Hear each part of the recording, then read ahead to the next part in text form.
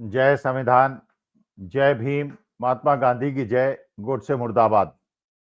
देखिए, मुझे ऐसा लगता है, जिस सुप्रीम कोर्ट की हम बहुत ज़्यादा इज़्ज़त करते हैं और अगर पूरे देश के अंदर सबसे ज़्यादा किसी की इज़्ज़त करते हैं, तो चीफ जस्टिस ऑफ इंडिया की करते हैं, क्योंकि हमारे देश के अंदर हमेशा पंच को परमेश्वर माना गया है।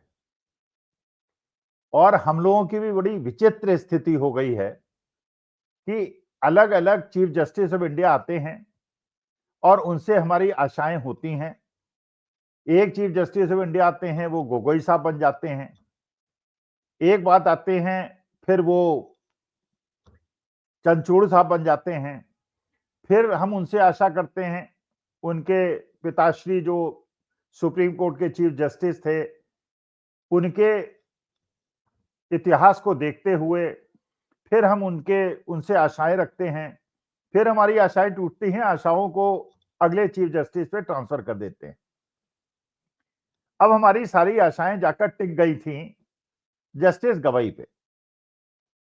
और जब पहली बार मैंने जस्टिस गवाई की माताजी को बात करते हुए सुना, एक साक्षात्कार सुना, तो मेरा उनके प्रति जो श्रद्धा का भाव था बहुत ज़्यादा बढ़ गया। इतनी विदुषी महिला, इतनी जानकार महिला, इतनी महिला, इतनी सुसंस्कृत महिला, जब वो अपने पतिदेव जो कि एक सामाजिक कार्यकर्ता थे, उनके बारे में बात कर रही थीं और जस्टिस गवई के बचपन के बारे में बात कर रही थीं। तो जस्टिस गवई का भी इतिहास उसी प्रकार का है जैसा बाबा साहब भीमराव अंबेडकर का इतिहास था। और हमें बहुत सारी आशाएं थी कि उनके चीफ जस्टिस बनने के बाद हमारी जो आशाएं हैं लोकतंत्र और संविधान को बचाने की, वो फलीभूत होंगी।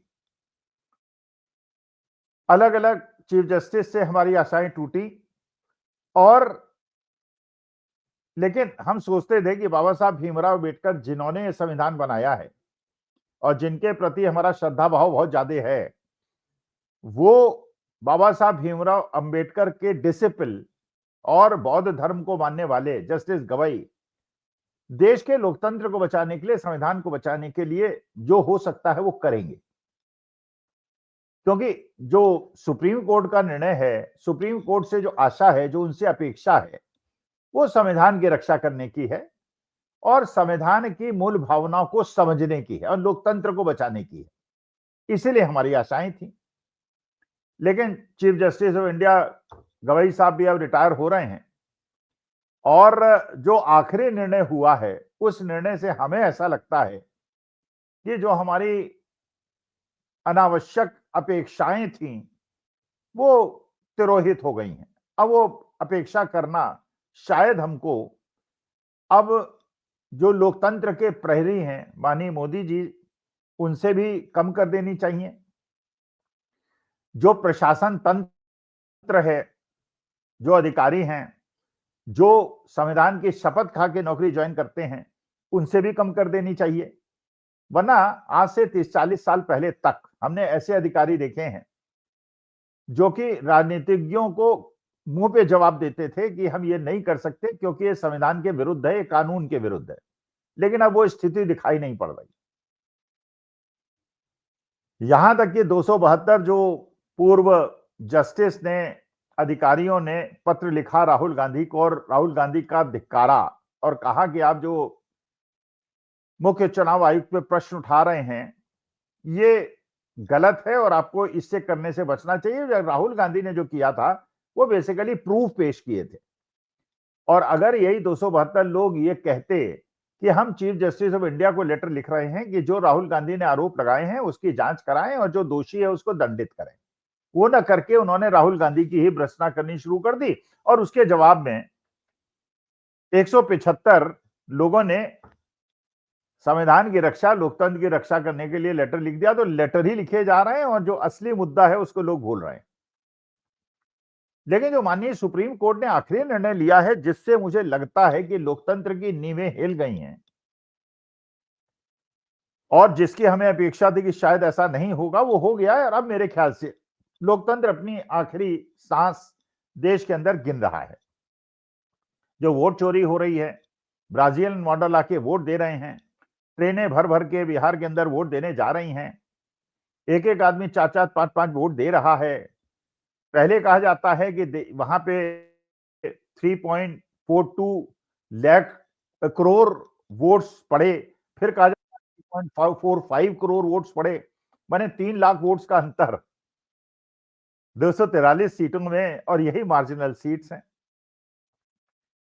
तो ये भी लगता है कि बंगाल के अंदर चाहे ममता दीदी कुछ भी दहाड़ती रहें और कहती रहें कि बंगाल बिहार नहीं है और बिहार से अलग है, हरियाणा नहीं है, महाराष्ट्र नहीं है, लेकिन जो भविष्य के गर्त में लिखा है वो होने वाला यही है। एसआईआर होगी और उसके अंदर लाखों नाम काटे जाएंगे। गोदी मीडिया उसकी हिंदू मुसलमान नैरेटिव उसका बनाएगा। ट्रेन भर भर के लोग दिल्ली से वेस्ट बंगाल भेजे जाएंगे और जो मार्जिनल सीट्स हैं उसमें खेल करके ममता बनर्जी को अपोजिशन में बिठा दिया जाएगा। 20-25 सीटों पे वो निबट जाएंगी और यही फिर उत्तर प्रदेश के अंदर होगा, चाहे अखिलेश यादव किसी भी मुगालती में रहें। जो माननीय सुप्रीम कोर्ट से हमारी अपेक्षा थी, जो हमारे आशाओं पे तुषारापात हुआ है, एक आप जानते हैं कि एक पिटीशन सुप्रीम कोर्ट में संवैधानिक पीठ के सामने लंबित थी, जिसमें यह कहा गया था कि देखिए देश के अंदर जो गवर्नर्स हैं, जो राज्यपाल हैं, वो केंद्र सरकार द्वारा नियुक्त हैं और राजनीतिक प्रभाव से होते हैं। कांग्रेस के जमाने में भी राजनीतिक प्रभाव से गवर्नर बनते थे, आज के तारीख में भी बन रहे हैं। उनकी राजनीतिक पृष्ठभूमि है, रिटायरमेंट बेनिफिट्स की तरह उन्हें राज्यपाल बना दिया जाता है। और ये भी आप जानते हैं कि देश के अंदर 2 प्रकार की सरकारें हैं, एक भारतीय जनता पार्टी समर्थक हैं और एक भारतीय जनता पार्टी विरोधी हैं। अच्छा, जो कानून का मूल सिद्धांत है, जो लोकतंत्र का संविधान का मूल सिद्धांत है, वो ये है कि जो सरकार चलानी है वो लोकतांत्रिक रूप से चुनी हुई सरकार को चलानी है। जनता की अपेक्षाओं को लोकतांत्रिक रूप से चुनी हुई सरकार को निभाना है। आप जानते हैं दिल्ली सरकार जब थी अरविंद केजरीवाल के अंडर में, और ये लेफ्टिनेंट गवर्नर और अरविंद केजरीवाल के बीच में हमेशा टसल चलता था, तो सुप्रीम कोर्ट ने निर्णय लिया था कि अल्टीम फैसला जो है वो लोकतांत्रिक रूप से चुने हुए मुख्यमंत्री का होगा, लेकिन वो कानून बदल के वो खत्म कर दिया गया था और लेफ्टिनेंट गवर्नर को सारी पावर्स दे दी गई और लेफ्टिनेंट गवर्नर केंद्र सरकार द्वारा नियुक्त होता है। तो अरविंद केजरीवाल, मानी बात है कि कोई भी कानून पास नहीं करा सकते, अगर आप असेंबली से 80% मेजोरिटी से भी पास करा देंगे तो गवर्नर साहब जो केंद्र सरकार द्वारा नियुक्त हैं उसको आगे नहीं बढ़ाएंगे, क्लियर नहीं करेंगे। और ये भी माननीय सुप्रीम कोर्ट ने कहा कि राज्यपाल जो हैं उनके ऊपर संवैधानिक अधिकार हैं और वो चाहें तो कितने दिन तक भी बिल को पेंडिंग रख सकते हैं। पहले ये निर्णय था कि 3 महीने के अंदर अगर आप बिल को स्वीकृति नहीं देते हैं तो वो डीम्ड अप्रूव्ड मान लिया जाएगा, अब उसको बदल दिया है। इसका माने जो भारतीय जनता पार्टी समर्थित सरकारें हैं उसमें तो 5 दिन के अंदर फाइलों में दस्तखत हो जाएंगे और जो अपोजिशन रूल्ड हैं वो 3 साल, 4 साल, 5 साल तक फाइल को पेंडिंग रखेंगे और माननीय सुप्रीम कोर्ट ने यह भी निर्णय दे दिया है कि उसको कोर्ट में चैलेंज भी नहीं किया जा सकेगा। इसका माने अब लोकतंत्र के रूप में कोई भी अपोजिशन सरकार, चाहे तमिलनाडु की हो, तेलंगाना की हो, कर्नाटका की हो, वेस्ट बंगाल की हो, हिमाचल की हो, वो आगे काम नहीं कर पाएगी, क्योंकि जो भी जनता के हित में वो कानून पास करेगा गवर्नर साहब उसको रोक देंगे। और ये मेरे ख्याल से किया इसलिए गया, मैं कोई आरोप नहीं लगा रहा हूं, माननीय सुप्रीम कोर्ट पे आरोप लगाना भी धृष्टता मानी जाती है, क्योंकि जब बिहार के अंदर 10,000 रुपए बांटे गए, अगर बिहार सरकार ये करेगी तो गवर्नर साहब उसको रोक देंगे और उसके बाद उसको कोर्ट में अपील नहीं की जा सकेगी और बंगाल के अंदर कोई पैसे का वितरण चीफ मिनिस्टर नहीं कर पाएंगे। तो इसका माने अब अपंग हो जाएंगी जो अपोजिशन की सरकारें हैं और उसके बाद एक मजबूरी हो जाएगी वहां की जनता की कि भारतीय जनता पार्टी को जिताएं।